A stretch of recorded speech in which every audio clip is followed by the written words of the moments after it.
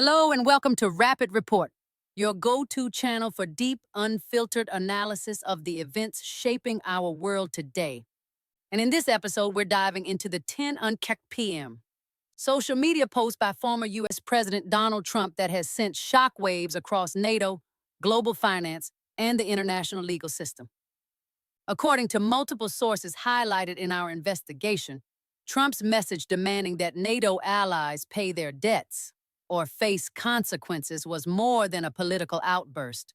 It triggered a series of unprecedented reactions from institutions like the European Central Bank, Lloyd's of London, and even Germany's Constitutional Court.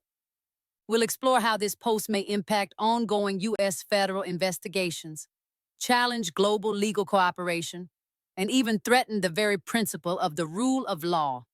Stay with us as we break down what happened in 4 days ago following this controversial tweet, and why legal accountability and geopolitical power are colliding like never before. Before we get started, make sure to hit that subscribe button, click the notification bell, and give us a thumbs up if you want to stay updated with all the critical news that mainstream media won't always cover. Also, share this video with friends and colleagues to help them understand the full picture behind the headlines. Around 10 p.m., a single social media post by Donald J. Trump detonated a chain reaction that, according to the narrator of a widely circulated video, extended far beyond ordinary campaign rhetoric or diplomatic bravado. The message was blunt and unmistakably coercive. NATO allies must pay their debts or face consequences. What followed over the next 4 days ago, the video argues, revealed something far more consequential than a provocative political statement. It exposed the fragility of a $27 trillion transatlantic financial, legal, and security architecture that underpins NATO cooperation, global markets, and, critically, ongoing U.S. federal investigations involving Trump himself. According to the narrator, global institutions did not react as they would to a routine political outburst. Instead, they responded as if the message constituted a geopolitical threat with immediate systemic risk. Emergency meetings were convened. Financial protections were suspended. Dormant legal cases were suddenly revived.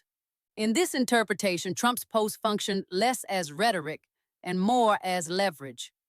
This article examines the core argument presented in the video, that Trump, facing multiple legal challenges in the United States, may be using foreign policy pressure to undermine the international cooperation essential to holding him legally accountable, and that this tactic risks triggering a constitutional crisis where the rule of law becomes negotiable. A post that shook more than politics. Trump's message was framed publicly as a continuation of his long-standing criticism of NATO burden sharing. However, the narrator insists that timing, language, and context matter. Issued in the early hours of the morning, without diplomatic qualifiers, the post was interpreted by markets and institutions as a signal of conditional alliance commitment. NATO is not merely a military pact. It rests on an interconnected system of financial guarantees, insurance markets, intelligence sharing frameworks, judicial and evidentiary cooperation treaties. According to the video, Trump's threat implied that these systems could be weaponized, selectively upheld or withdrawn, depending on political loyalty or financial compliance. That implication alone, the narrator argues, was enough to trigger alarm at the highest levels. 3 institutions, 6 hours, extraordinary moves. Within 6 hours of the post, 3 major institutions reportedly took actions described as highly unusual in both speed and scope. 1. European Central Bank, ECB. The ECB allegedly convened an unscheduled emergency meeting, a step typically reserved for imminent financial instability. According to the narrator, the concern was not NATO spending itself, but the knock-on effects of alliance uncertainty on sovereign debt markets, defense financing, and transatlantic capital flows. 2. Lloyd's of London. Lloyd's of London, a cornerstone of global insurance and reinsurance markets, reportedly froze sovereign debt insurance for 12 nations. If accurate, This move would signal deep concern about political risk and repayment reliability, particularly if U.S. policy shifts could destabilize alliance-backed guarantees. 3. Germany's Constitutional Court. Germany's highest court allegedly accelerated a long-dormant military spending case, reopening constitutional questions about defense commitments, fiscal limits, and parliamentary authority. The narrator frames this not as coincidence, but as legal prepositioning for a scenario in which NATO obligations become politically conditional. Taken together, the video argues, these reactions suggest Trump's post was interpreted as a credible disruption threat, not mere posturing. Why Trump's legal troubles matter here. The heart of the narrator's argument lies in the intersection between foreign policy power and legal vulnerability. Trump is a defendant in multiple U.S. investigations that rely heavily on foreign bank records, overseas property transactions, international shell companies, intelligence shared by allied governments, mutual legal assistance treaties, MLATs. According to the video, many of the institutions and governments implicitly targeted by Trump's NATO threat are the same entities that hold or control critical evidence. If alliance cooperation becomes conditional, delayed, or politicized, prosecutors may find themselves unable to obtain the documentation necessary to sustain cases. The narrator characterizes this dynamic as obstruction of justice on a geopolitical scale. Allies begin reassessing cooperation. The video claims that several NATO allies quietly signaled reassessments of their cooperation with U.S. legal and intelligence requests. Netherlands. According to the narrator, Dutch authorities initiated a review of all pending U.S. legal assistance requests, raising concerns about reciprocity and political reliability.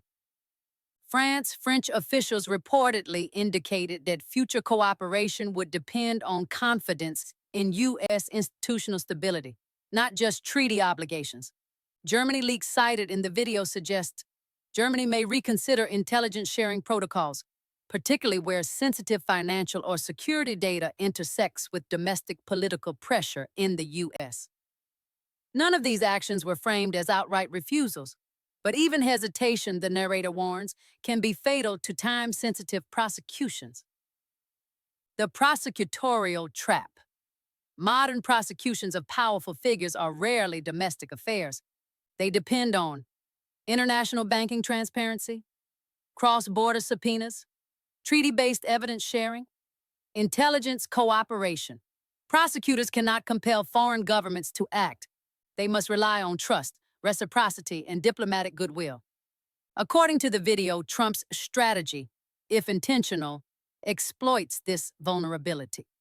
By destabilizing alliances, he allegedly introduces uncertainty into the very mechanisms prosecutors depend on. Delays become procedural failures. Procedural failures become dismissed evidence. Dismissed evidence becomes collapsed cases.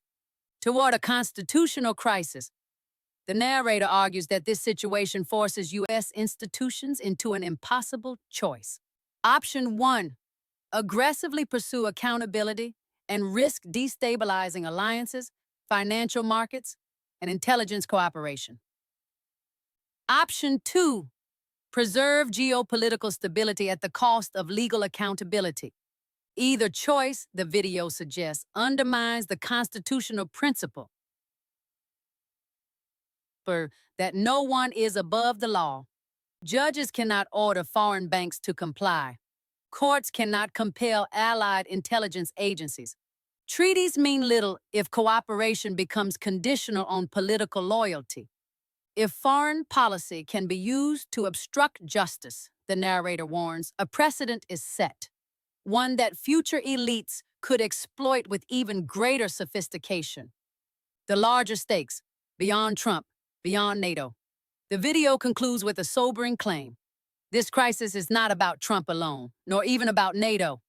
It is about whether modern democracies can enforce the rule of law in a world where evidence is global, power is transnational, Accountability depends on diplomacy.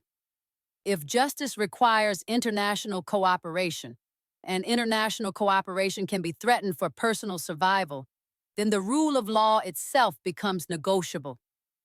The 4 days ego following Trump's 2:47 a.m. post, the narrator argues, revealed a dangerous collision between legal accountability and geopolitical power, between constitutional principles and global leverage. And once that line is crossed, the video warns, it may be impossible to uncross it. Whether one accepts the narrator's interpretation in full or views it as an alarmist reading of complex events, the episode underscores a fundamental vulnerability in the modern legal order. When the pursuit of justice intersects with global power politics, the outcome is no longer determined solely in courtrooms, but in markets, ministries, and midnight messages capable of shaking the world. When law depends on alliances. The events described in the immediate aftermath of Trump's post point to a structural vulnerability that has long existed but rarely been exposed so starkly. Modern justice systems are no longer sovereign in practice, even when they are sovereign in theory. High-level financial crimes, political corruption, and transnational influence cases depend on an ecosystem of cooperation. Banking secrecy waivers, cross-border data sharing, intelligence liaison agreements, defense-linked financial disclosures, treaty-based evidence transmission. This ecosystem is not automatic. It functions on trust, stability, and predictability. The narrator argues that Trump's NATO threat attacked this ecosystem indirectly, signaling that cooperation itself could become conditional, transactional, or punitive. Once that assumption enters the system, every legal request becomes a political calculation.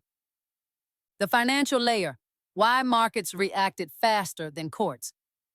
One of the most striking elements in the video's account is how financial institutions reacted before legal institutions. This sequence is not accidental. Markets price risk instantly. Courts move deliberately. According to the analysis presented, Trump's post injected 3 forms of risk simultaneously. 1. Alliance risk, uncertainty about NATO continuities. Sovereign risk, doubts about guarantees backing defense spending and debt. 3.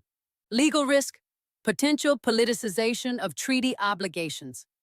Lloyd's of London's alleged freeze on sovereign debt insurance is framed as a defensive maneuver. If alliance guarantees become unstable, insurers cannot accurately price exposure.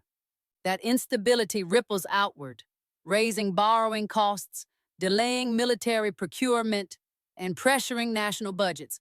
The ECB's emergency posture in this reading reflects concern that legal uncertainty can rapidly become financial contagion, especially when defense commitments are intertwined with fiscal policy. The intelligence dimension, silent leverage, maximum impact. The video places particular emphasis on intelligence cooperation, arguing that this is where Trump's pressure could have the most effect with the least visibility. Unlike treaties, intelligence sharing agreements are often informal, classified, based on reciprocity rather than enforceable law. A country does not need to cut off intelligence sharing to weaken it. Delays, selective omissions, or narrower interpretations of relevance can achieve the same result, quietly and deniably. According to the narrator, this creates a shadow battlefield where legal cases can be undermined without public confrontation. Prosecutors may never know what evidence was never shared or what leads were quietly deprioritized. In this context, Trump's NATO messaging functions less as an overt threat and more as implicit leverage. The strategic logic, deterrence through uncertainty. The analysis suggests that Trump's approach does not require allies to actually withdraw cooperation. It only requires them to hesitate. Hesitation produces missed deadlines, expired warrants, statute of limitations pressure, evidentiary gaps that defense attorneys can exploit. From this perspective, the strategy resembles deterrence rather than confrontation. By demonstrating willingness to destabilize alliances, Trump allegedly increases the cost for allies of fully cooperating in cases that could weaken him politically or legally. The narrator frames this as a new model of obstruction, one adapted to a globalized legal environment. The DOJ's strategic dilemma. The video argues that U.S. prosecutors face a dilemma with no clean solution. Aggressive pursuit of evidence risks, diplomatic backlash, intelligence retaliation, financial instability blamed on legal action, restraint risks, weakening cases, setting precedents of impunity, eroding public trust in legal equality. In this framing, the Department of Justice is no longer operating solely within a legal domain. It is navigating a geopolitical minefield where every subpoena has diplomatic implications. This raises a troubling question. Can a legal system function independently when enforcement depends on foreign policy restraint? Judicial authority meets its limits. Courts are designed to compel compliance within a jurisdiction. Beyond it, their power dissolves.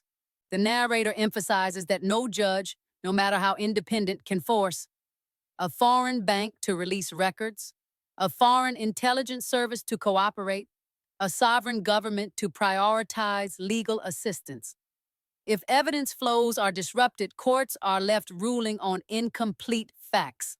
Legal outcomes then reflect not truth, but the boundaries of geopolitical cooperation. This, the video suggests, marks a quiet erosion of judicial authority, not through defiance, but through dependency. A precedent.